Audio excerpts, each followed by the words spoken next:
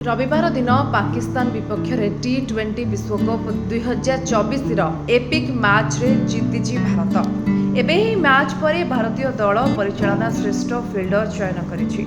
विशेष कथा हेउछि रवि शास्त्री निजे ଏହି पुरस्कार देबा पाई भारतीय दलर ड्रेसिंग रूम रे पहुंचिथिले, जहार वीडियो वर्तमान बीसीसीआई द्वारा प्रकाश पाइछि एवं सोशल मीडिया रे वायरल मध्ये होछि।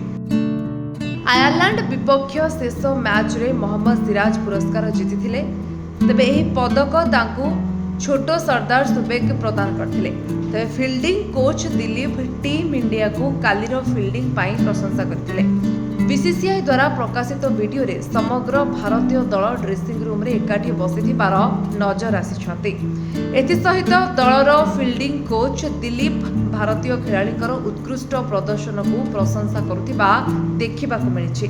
से कहिछंती आजिर मैच एहार एक उत्कृष्ट बा बेस्ट उदाहरण थिला। आज फील्डिंग रे भलो प्रदर्शन करा जायछि। अभ्यास कले आहुरी मध्य एहा भलो होई परिबो, जहा खेलाड़ी मानक पई निहाती दरकार। रवि शास्त्री पंत को सर्वोत्तम फिल्डर भाबरे बाछिछंती। एहा परे दिलीप स्वतंत्र अतिथि को ड्रेसिंग रूम को डाकिथिले। श्रेष्ठ फिल्डर पुरस्कार देबाकू रवि शास्त्री निजे पहुंचिथिले ड्रेसिंग रूम रे।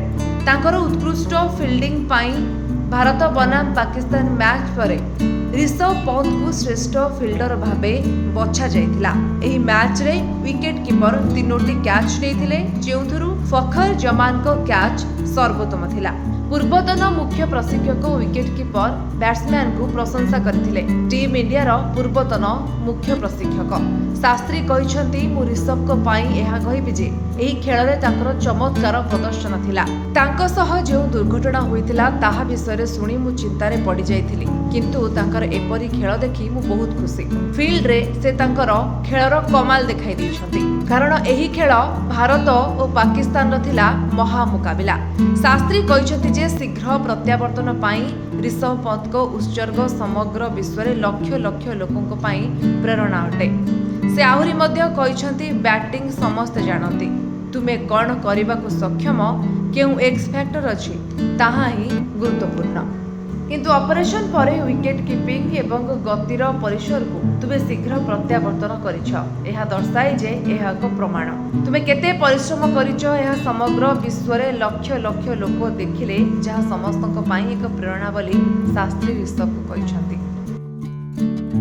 Bureau report, Vishwavani live.